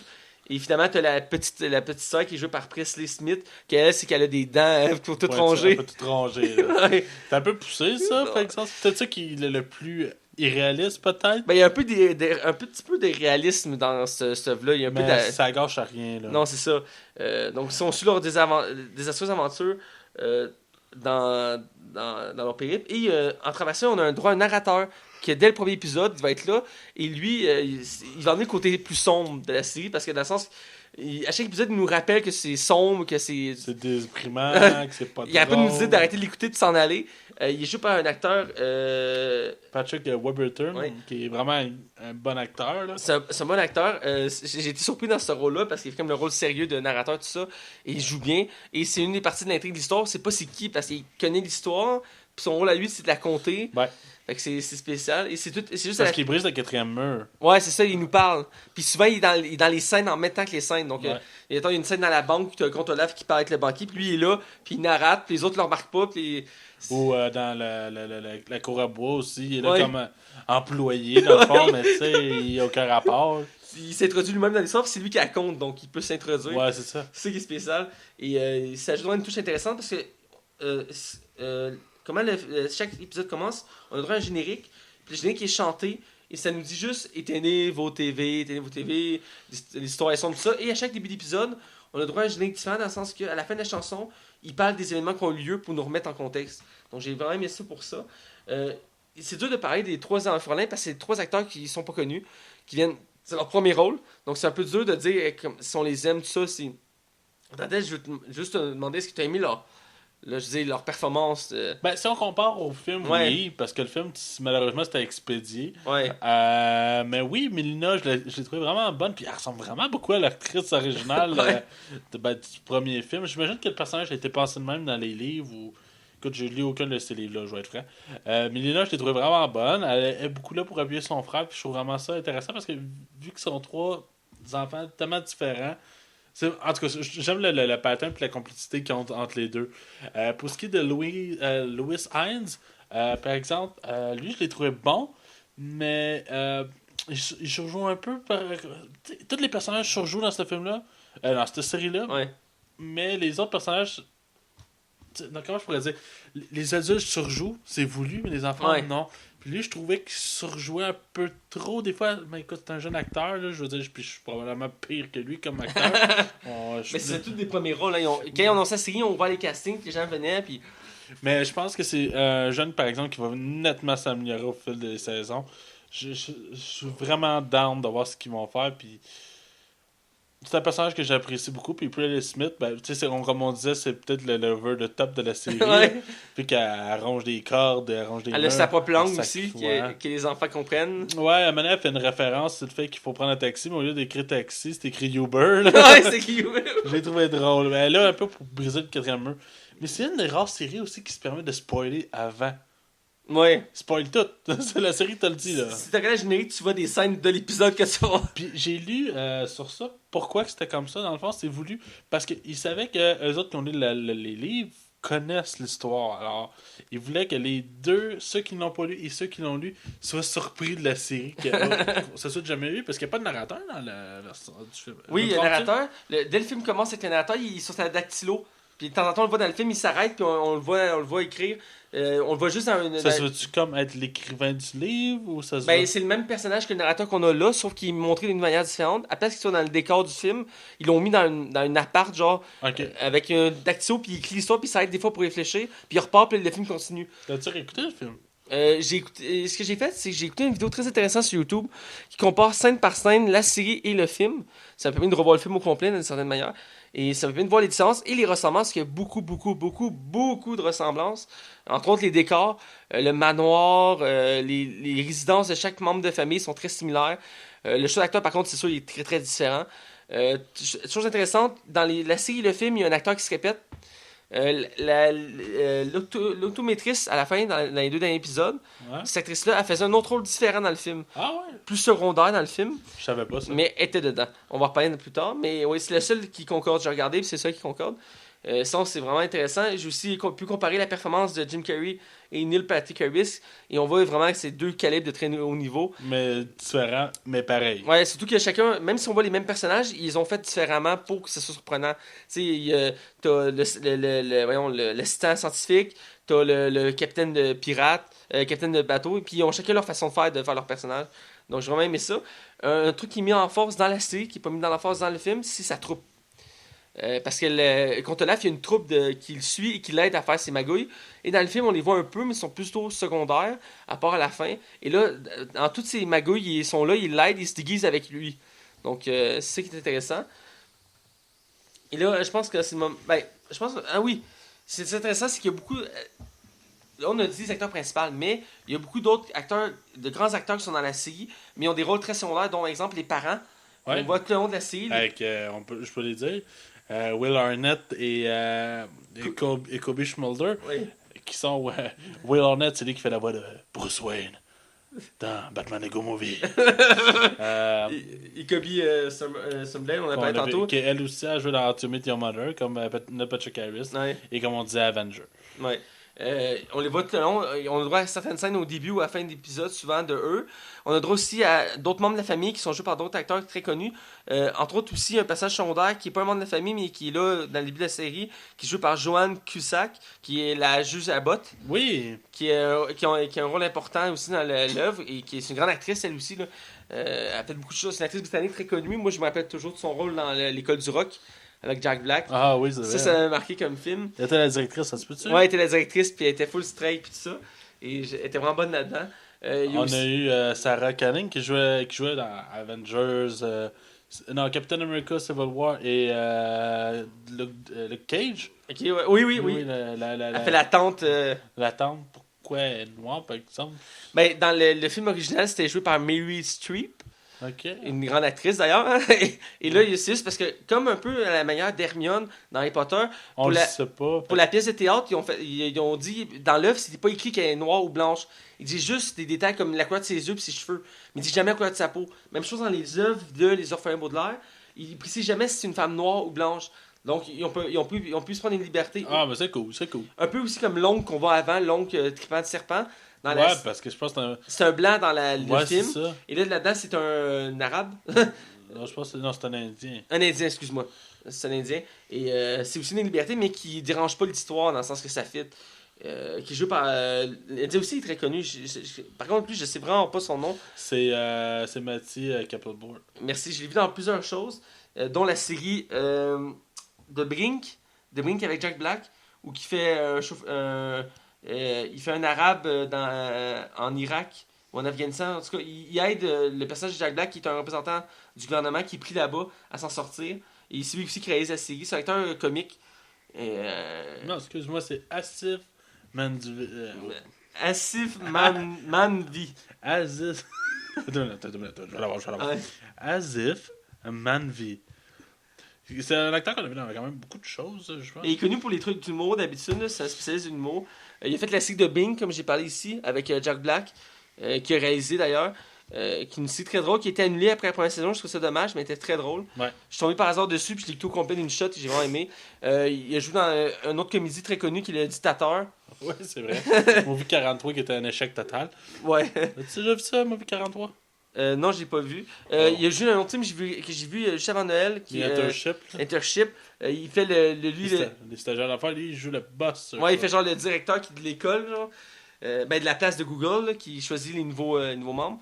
Donc, quand même beaucoup de choix, beaucoup de gros acteurs qui sont là en secondaire. Ils ont quand même mis beaucoup de budget. C'est des là-dessus. guests, là. Ouais, c'est vraiment des guest stars qu'on appelle. Mais ils sont là comme entre 2 et plus d'épisodes pour les parents. Donc, ça, c'est vraiment pour le casting. Là, je te demandais en bref ton opinion du film. D'ailleurs, La série, ouais. Du série, je veux dire. Dans le fond, moi, j'ai vraiment... j'ai beaucoup aimé, pour vrai. J'avais peur parce que je trouve que les épisodes sont peut-être plus inégales ou peut-être Pas nécessairement bouche-trou, c'est pas vrai, parce que chaque épisode vraiment apporte quelque chose au scénario. Mais je trouve que c'est pas toujours bien balancé, mais sinon, j'ai beaucoup aimé ça. C'est très, très, très, très léché. On t'en a pas parlé du visuel, mais c'est impressionnant pour une série Netflix. Dès le premier épisode, là, qu'elles sont sur la plage, là, puis... Wow, c'est beau, beau, beau. Puis t'as-tu remarqué qu'à chaque fois que si le compte Olaf il est pas là, c'est coloré, c'est beau. Ouais. Puis dès qu'il est plus là, ça revient sombre, sombre, sombre. Sérieusement, j'ai vraiment beaucoup aimé ça. J'avais peur de pas aimer ça pour vrai. Ben, moi, j'avais été marqué par le film, donc j'avais quand même un peu d'attente. Et dès le premier épisode, j'ai trouvé bon, mais j'étais pas sûr parce que l'histoire, elle s'enclenche pas tout de suite, elle est comme lente à partir, ce qui introduit l'univers. Et ça a pris à peu près 3 épisodes, puis là, j'étais accro. Et j'ai vraiment adoré la série, elle est très léchée, comme tu dis, les décors sont coupés le souffle.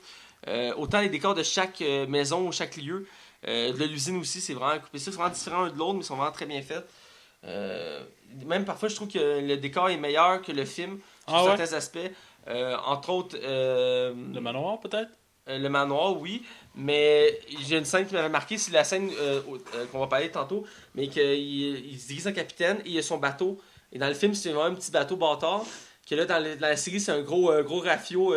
Ça, c'est la différence que j'ai trouvé intéressante. Mais tu sais, des fois, il y a peut-être juste les effets spéciaux qui ne sont pas toujours égaux. Mais en même temps, je me dis que c'est une série.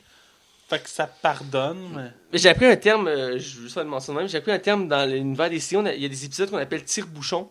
Okay. Et que c'est une série qu'ils vont pas se concentrer sur les décors, mais sur les effets spéciaux. Donc souvent, la série va tourner autour de 1 ou 2, 3 décors, et ils vont mettre beaucoup d'effets spéciaux. On va surtout ça dans les séries de science-fiction et de super-héros. Des fois, les séries de Flash ou Supergirl vont faire des épisodes où mettons, ça va tout se passer dans une usine. Et là, dans l'usine, ils vont mettre plein d'effets spéciaux, d'explosions, tout ça. Mais ça va être condensé, là. Fait qu'ils vont mettre le budget dessus. J'ai appris ce terme-là récemment, je tenais à le partager aux gens. Bref, en gros, j'ai très aimé la série. Et je pense vraiment pour en parler en détail, on n'aura pas le choix d'aller dans le côté spoil. Mais avant tout, je suis surpris, mais cette semaine, tu me parles pas de box-office. Ben non, c'est parce qu'il y en a pas. Il y a pas de... Ah non, parce que... Je connais pas le budget. Le budget, il n'a pas été releasé. Okay. Et il n'y a pas de box-office, ben, parce que c'est pas sorti au cinéma. Mais il y a quand même... Les gens payent pour l'écouter. Hein. Oui, mais ça c'est plus une question de... Oui, c'est vrai que c'est sur Netflix, ouais. Parce que, tu sais, le box-office du cinéma, c'est quand on voit les billets qui rentrent... Les entrées de cinéma. C'est comme ça qu'on peut budgéter le film. En fait, moi, ce que je voulais voir, c'est le budget. J'étais curieux de savoir le budget. Malheureusement, j'ai fait des recherches, puis je n'ai pas trouvé. On va peut-être le retrouver plus tard. Bref, je pense sans plus attendre, on va aller dans le détail de la série, dans la section spoiler. Yep. Attention, la session qui suit concerne les spoilers. Je répète, attention, la session qui suit concerne les spoilers.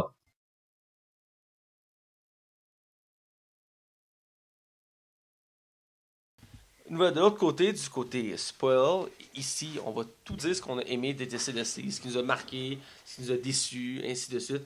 Du côté de Max, il y a beaucoup de déceptions. Max est spécialisé. Mais c'est vraiment de la merde comme série. On va se le dire, Nick Patrick Harris, quand il meurt au début, là. Non, sérieux. T'as pas spoilé ça pour vrai, là? Colin! Le film, ça gâche la série complète. Non. Sérieusement, la série est vraiment coupée souple. On parlait des décors. Vu qu'ils ont des aventures, ils vont vivre plusieurs décors et plusieurs maisons. Et chaque maison a vraiment vraiment une dimension unique. Dans le fond, le début, tu as le manoir du comte Olaf qui est vraiment très sombre, très sobre, très délabré. Et après, ils vont aller voir leur oncle Tripeux de Serpent qui va avoir un beau manoir, très luxueux, très bien décoré, avec beaucoup d'animaux dedans. Et suivi après d'une maison vraiment un peu plus chambranlante sur le bord de l'eau en bois qui est comme très. Avec une femme, avec leur tante qui est très paranoïaque.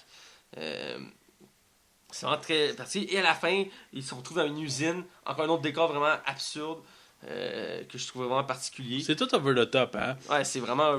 Mais c'est ça, je sais pas, écoute, j'ai jamais lu le livre. Les livres. Ouais, les livres, excuse-moi. Puis c'est tout le temps un décor par épisode, hein? T'as-tu remarqué? Ben, par 2 épisodes. Ouais. J'imagine que le roman se passe souvent à un lieu. Ben, chaque roman, c'est un lieu, genre, fait que... Ouais, c'est ça. Ouais, donc c'est vraiment particulier pour ça. Les personnages qu'il fait, Conte-Lave, moi je veux tout parler de lui parce que c'est le plus marquant. Il fait premièrement Conte-Lave, on le reconnaît vraiment pas, le maquillage avec le pinch et les cheveux gris, la face toute sale, et avec un look vraiment, genre, je sais pas comment dire, là, délabré un peu. Et dès le premier épisode, on le voit, il est machiavélique, il est très perfide. on comprend rapidement que... C'est pour l'argent. Ouais, c'est pour l'argent. Il laisse sous-entendre qu'il y a... Il a Dans le film, c'est clair, mais là, il laisse sous-entendre que c'est lui qui a causé l'incendie là, à plusieurs reprises. Ouais, je pense qu'ils te disent carrément dans le film, non? Mais dans le film, à la fin, c'est le punch, là, dans le fond. Parce que dans le manoir, dans le film, il y a l'œil qui a un cercle de loupe qui a brûlé le manoir qui est au bord de la rue. Ben ouais. Tu sais, là, c'est comme plus ou moins Mais je entendu. me trompe-tu, dans le film, les parents sont morts pour vrai? Ouais. Pas dans la série. La série, ben, ça, tout le long, on suit les parents, qui sont joués par 2 grands acteurs. Et c'est un des punchs de la série aussi, d'ailleurs. Ouais, c'est ça, je suis un peu perdu, là. J'étais un peu perdu, faut que tu m'aides un peu, là. Avec ma grande sagesse, je vais te guider. Dans le fond, un des punchs de la série, parce que tout le long de la série, à chaque épisode, on a le droit de petites scènes, soit à la fin ou au début, où qu'on suit les parents. Et dès le début, ils nous font croire que c'est les parents des orphelins. Et on voit que c'est Ben, comme... ça le dit jamais. Ouais. C'est plus ou moins entendu. Et ils vivent leurs propres aventures. Ils sont comme kidnappés au Pérou. Puis là, ils se libèrent. Puis ils reviennent avec un avion. Puis là, on les croise sur le lac. En tout cas, puis ils se battent. Puis là, il y a des scènes d'action, tout ça. Et jouer avec un duo très dynamique. D'ailleurs, c'est 2 acteurs canadiens, je tenais à le préciser. Et 2 bons acteurs que je trouvais drôle parce qu'ils font des acteurs secondaires, là, vraiment des guest stars.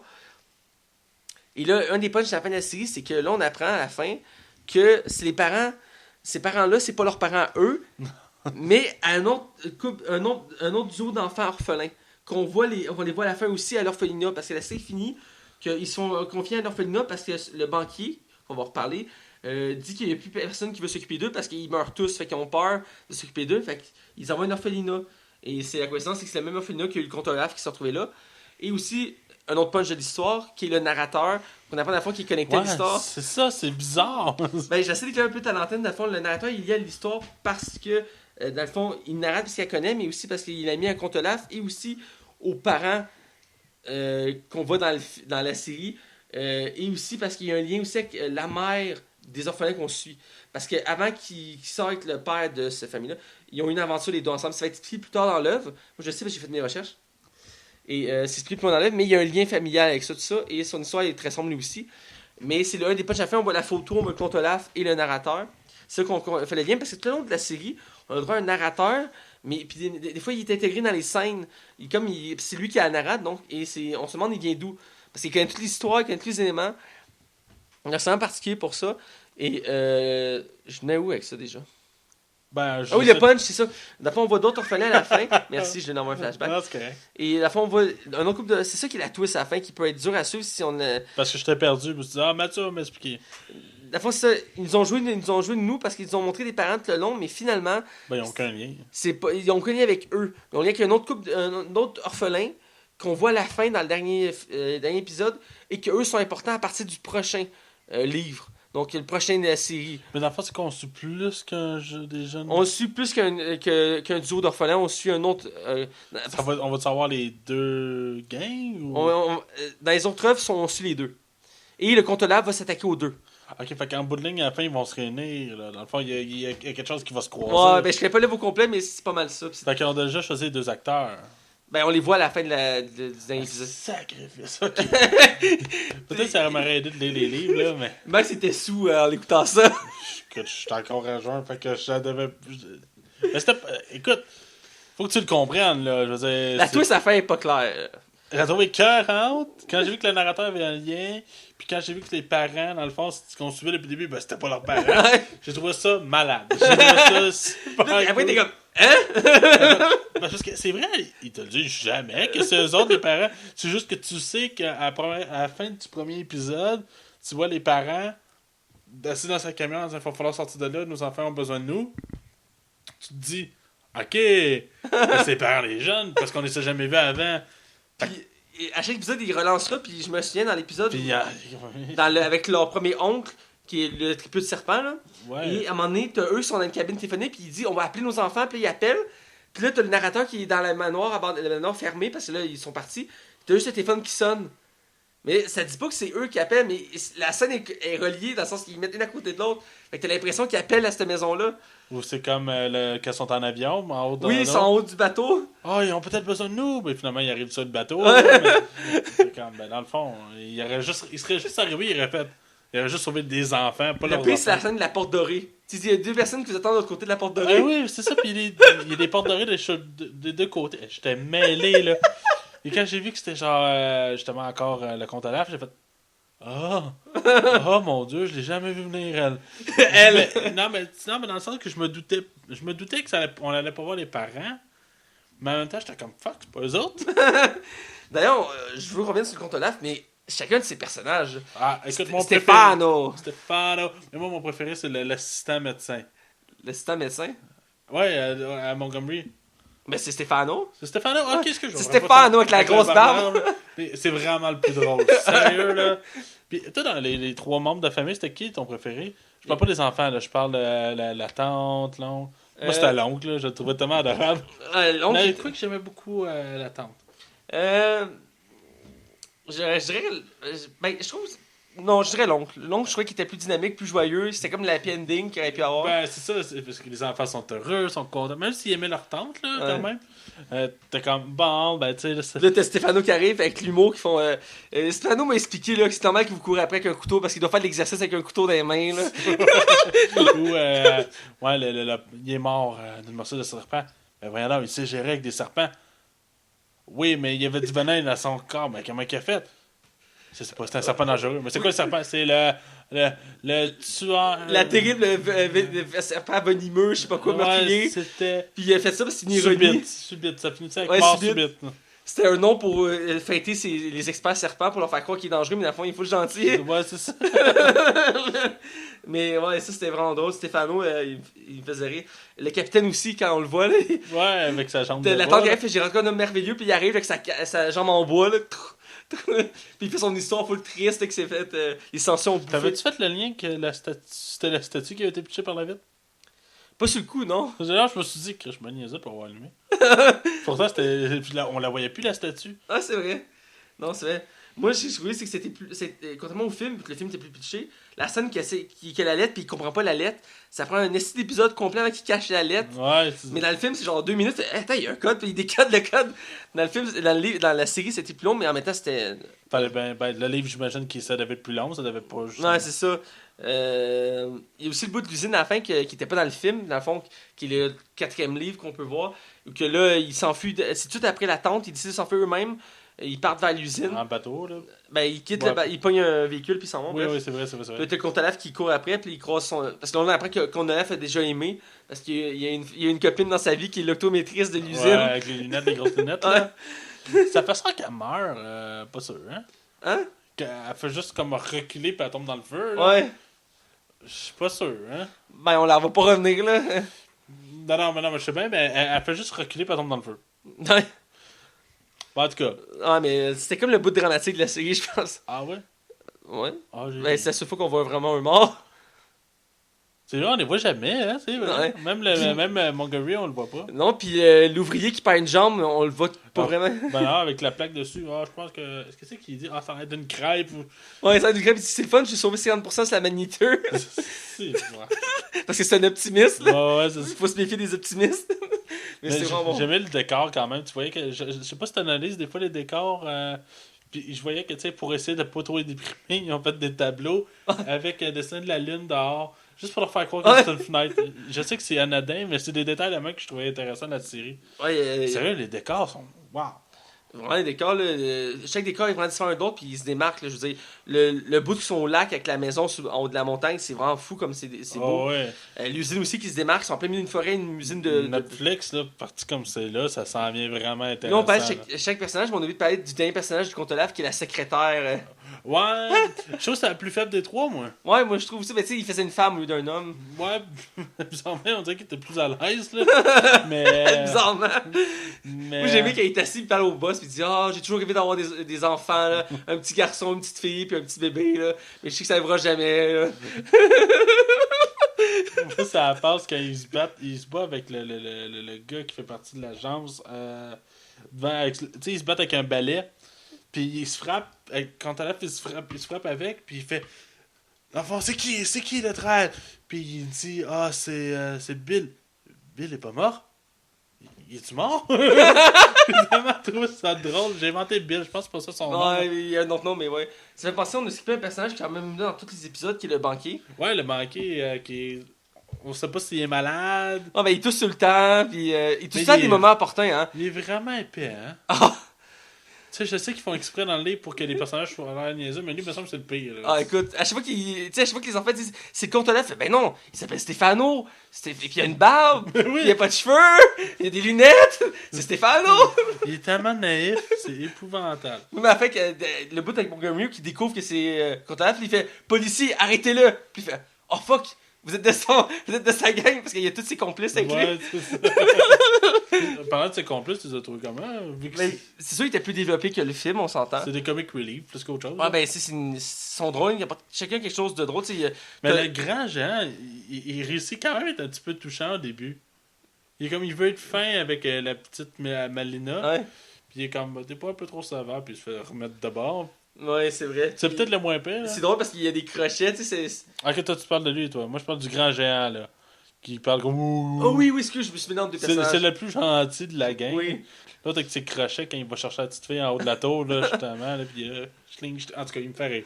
Ah, écoute, c'est vraiment drôle. Lui, il y a les deux jumelles, qui c'est deux vieilles madames. Ouais, ils sont freaks, hein? Elles sont freaks. Il faut que je check leur casse. Ils ont déjà fait des films d'horreur, mais ils sont freaks. Ah, c'est sûr qu'ils ont fait des films d'horreur, c'est sûr. Ah, écoute, à chaque fois que tu les vois, là, c'est fréquent. Sinon, à part ça, t'as-tu d'autres choses à dire? On a parlé des scènes importantes du film. C'est quoi que t'as pas aimé? Ce que j'ai pas aimé, C'est une ben, bonne question, ouais. c'est une bonne question. Ben, ça, comme tu as dit, c'est pas régulier à chaque épisode. Il y a des épisodes un petit peu moins bons. T'as-tu capable de dire avec moi que la deuxième, c'est la plus faible, là? Ben, La première est super intéressante. comme je dis, j'ai de la misère à embarquer à la première. Ça a pris 3 épisodes, mais je dirais que oui, la deuxième, c'est peut-être la plus faible, mais c'est sinon à partir au début, c'est introduit. Là, le banquier se fait manipuler, il se retrouve chez le comte Olaf. Le comte Olaf, il manipule pour faire un mariage. D'ailleurs, on n'a pas parlé de la juge Abbott. Ouais, ben, elle est tellement pas là longtemps. Mais elle est tellement cruche, elle aussi. Elle est gentille, mais elle est cruche à la fois. Elle est brillante en même temps d'être niaiseuse. genre. C'est ça qui est. Comme tu disais, si justement les enfants sont trop brillants puis les adultes sont trop épais, là, Ouais. c'est ça. Là. Elle fait, oh non, je vous ai marié pour vrai, je pensais que c'était du théâtre. Puis avec la twist, là, t'as l'orphelin qui fait une thèse sur le droit. Là, Ah ouais. C'était pas payé, ça.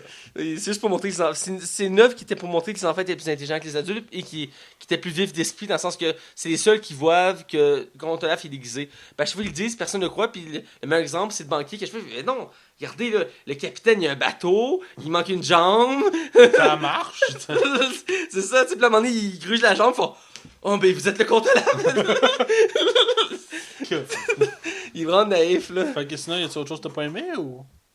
Pour rapport à l'inégalité de l'épisode 2, que je trouve qu'il vient nous qui fait un peu de tâche. Ben, je dirais que le dernier épisode, quand ils vont à l'orphelinat à la fin, C'est rushé un peu, hein? c'est un peu rushé, c'est lancé quand même rapidement, mais c'est aussi le décor dans le sens que c'est quand même relativement sombre la série, mais c'est coloré.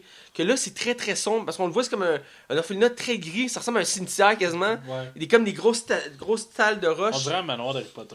Genre, mais vraiment ça, puis devant, il y a comme plein de rangées de roches. Puis même le gars, le banquier, il dit ah, c'était créé par un architecte dépressif, genre. C'est bon, ça. Puis c'est ça, j'ai trouvé ça vraiment beaucoup plus sombre que le reste de l'univers.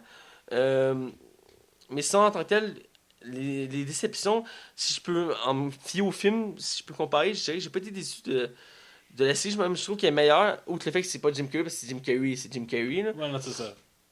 Tout le monde Mais aime ça, là. Neil Patrick Harris, c'est vraiment démarqué là, ici dans l'œuvre. J'ai déjà hâte à la saison 2. Moi aussi, puis d'ailleurs, elle devrait arriver rapidement parce que comme j'ai déjà dit, bravo, t'as fini par péter ton trépied au complet. Je te félicite. Et comme j'ai déjà dit, ils veulent tourner 3 saisons rapidement parce que les acteurs sont très jeunes et ils vieillissent rapidement parce que les personnages dans la série ont, je pense, c'est 17, 16 et genre 4 ans. Et la fille qui est dans le fond la plus importante parce que c'est quand elle court après pour avoir son héritage sans se marier avec elle ou d'une autre manière. Parce que tant qu'elle n'est pas adulte, elle n'a pas le droit à l'argent. Mais vu qu'elle a 17 ans puis son tuteur était d'accord. Le personnage a 17 ans, mais ce qui est particulier, c'est que l'actrice a 13 ans. Ouais. Justement parce qu'ils veulent garder du jeu pour pouvoir tourner les séries. Parce que si elle a 17 ans dans le livre, ça a du sens qu'elle a 17 ans plus tard. Tu sais. Ouais, c'est ça. Donc, c'est vraiment une bonne série. J'ai hâte à la saison 2. Je pense qu'on a dit les trucs les plus importants de la série. Moi, je suis prêt pour ma note. T'es prêt pour ta note? Ben, vas-y. Je donne un 3.5 sur 5. C'est pas parfait. Écoute, c'est pas un chef-d'œuvre, là, on va se le Il faut dire. préciser qu'un 3.5 sur 5 pour Max, C'est quand même- un chef-d'œuvre. C'est un chef-d'œuvre, voilà. Voilà. Mais j'ai vraiment beaucoup aimé, je le recommande franchement. Puis je pense que si la saison 2 corrige les petits défauts, là, c'est sûr que ma note elle va monter. c'est une bonne première saison, puis Neil J'ai Patrick déjà- Harris ouais. est la vedette du show. Ah, c'est clairement Abaddon, mais c'est voulu en. Ouais, c'est on le- s'en doutait. Ben, c'est le seul vrai très gros nom, là, tu sais. Ouais, c'est vrai. Même s'il y a quand même beaucoup de guest stars. là. Oh, ouais, mais tu sais, tout au long de la série, c'est lui, tu sais. Ouais. Toi, ta note? Moi, je suis tout le temps un peu plus généreux que toi. On est le yin et le yang, le sel et le poivre. 2 sur 5, c'est ça, tu donné? Non. Moi, je suis le positif et le négatif, électron, bref, Mais négatron. la semaine prochaine, là, je fais une parenthèse, c'est Daredevil. Ça va être la première fois que Mathieu va donner une note plus basse que moi. C'est vrai. Ouais. D'ailleurs, on regardait pour ta fête. C'est un cadeau qu'on t'offre. Je vais la réécouter pour l'occasion. Je vais me subir ce supplice. Je vais défendre ce film. Corps et âme. Puis là, le gars, il va dire, et puis il a défoncé Rogue One. Ah, si, c'est clair. Les clés de l'émission, je sais que vous voulez que j'enlève Max, mais il y a personne d'autre qui veut le faire avec moi. Je suis obligé de le garder. Actuellement, t'étais pas censé avoir un co-animateur qui allait venir aussi. J'avais un ami, Ismaël, qui était censé Il venir. est la semaine prochaine? Ismaël ne viendra pas finalement au podcast parce que pour lui, parler 2 heures de cinéma, ça ne vient pas le chercher. Mais j'ai mon ami de l'école qui s'appelle Guy Almo, que soit la semaine prochaine ou dans une semaine de plus, donc dans 2 semaines, il devrait se présenter à notre émission. C'est un grand fan de cinéma comme moi. Je l'ai découvert à l'école, à mon école.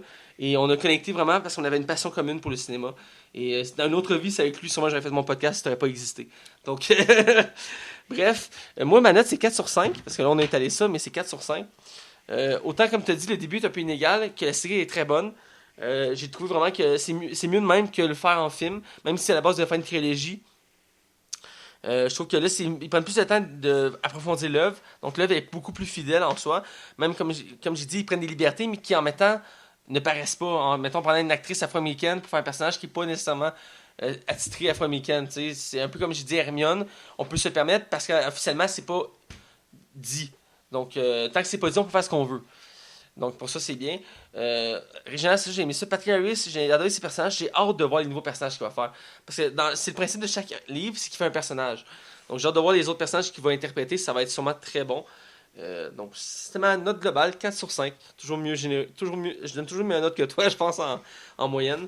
À part la semaine prochaine. Ah ouais, c'est vrai. Donc, Max, où qu'on peut te suivre?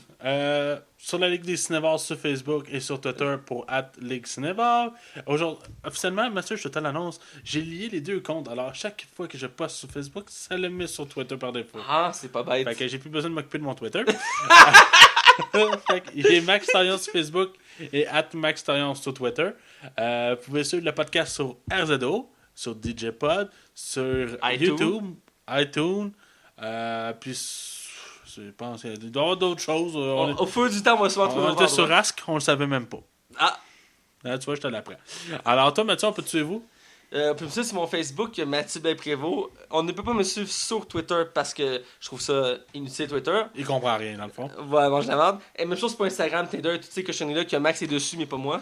Et vous pouvez me suivre les productions 3 étoiles. On a sorti de nouvelles vidéos. On était excités. Ça faisait des mois qu'on en parlait. On a... Max, mange la merde! Max aime ça rire de ma gueule, mais c'est parce que Max, il fait pas autant de gros projets comme moi. Lui, il est facile, il s'assied devant son ordi, il parle d'un micro, puis c'est facile, et après il se couche. Ah ouais, hey, je fais juste tout le montage, toute la résolution, tout le graphisme, tout C'est quoi ça, c'est 2 minutes, là? Bon, Je me couche à minuit à tous les dimanches. pauvre petite bête. Moi, je suis un projet visuel avec des effets spéciaux, tout ça. Et là, on a sorti une vidéo cette semaine, il y a quelques jours. On a pris une publicité québécoise de Saint-Hubert et on en a fait un doublage perso. Ça a créé une nouvelle. On a décidé de changer comme l'histoire de la pub. Donc c'est une pub vraiment plus vulgaire. Donc pour le public averti, c'est très vulgaire. Donc les enfants n'écoutez pas ça. Mais c'est notre dernière œuvre et c'est entendant parce que là, nous avons un fond vert. Nous avons commencé à faire des tests et très bientôt nous allons pas travailler sur nos projets vraiment gros qu'on voulait faire. Donc ça progresse de mieux en mieux. Et donc c'est ça. Donc vous pouvez me suivre, c'est Poisson 3 étoiles sur Facebook. On est aussi sur YouTube. C'est vraiment les 2 places principales pour nous suivre. Restez à l'affût de toutes nos pages, tous nos suivis. Si vous avez des commentaires, des questions, n'hésitez pas. Nous, on est là pour. On veut s'améliorer, on veut vous entendre. Vous êtes très discrets, mais en même temps, on commence à avoir de plus en plus de monde qui nous répondent. Bon, on a vu que les écoutes sont plus élevées. Au moins, ça nous rassure. Ouais, ça c'est vraiment positif. Surtout notre épisode sur le party des saucisses qui est. 650 vues, puis on sait pas pourquoi, d'après moi. Il y a quelqu'un qui pense que c'est le film, puis il l'écoute en se disant « Hey, ça va être le film! » Ça doit être ça. Mais c'est quand même un bon épisode, c'est ça le pire. Mais C'est le moins bon, je trouve. Tu trouves que c'est moins bon? Ah ouais, il était plus court, puis on a boité tout le long de la critique. Ouais, mais c'est pas le pire, je pense. Non, il y en a qu'on a plus boité. Lequel? Hitman, on avait beaucoup boité à Hitman. Ouais, c'est que ça n'a pas grand chose à dire, ce film-là. Ouais, c'est ça le problème aussi. Mais bref, c'est un beau challenge. Alors, Sur ça, ben, je pense que c'est ce qui conclut notre émission. Ouais. On vous dit à la semaine prochaine. Et on parle de Daredevil en plus. Oui, on va parler du film original et non de la série. Du film original avec le très mauvais film avec Ben Affleck. Le bon film que le sous-estimé, le underrated movie. Là. Tu sais, qui a fait en sorte qu'on a perdu Daredevil pendant plusieurs années avant que Netflix accepte finalement d'en faire une série. On en discute la semaine Avec prochaine. le très mauvais spin-off d'Electra. Hey, t'as aimé ce Transformer? Bon, T'as pas aimé Rogue One, ok là? je l'ai Bref. pas haï, j'ai été déçu. Ben oui, c'est ça. Ben on vous dit à la semaine prochaine et restez à l'afflux. C'est affût. Mange la merde!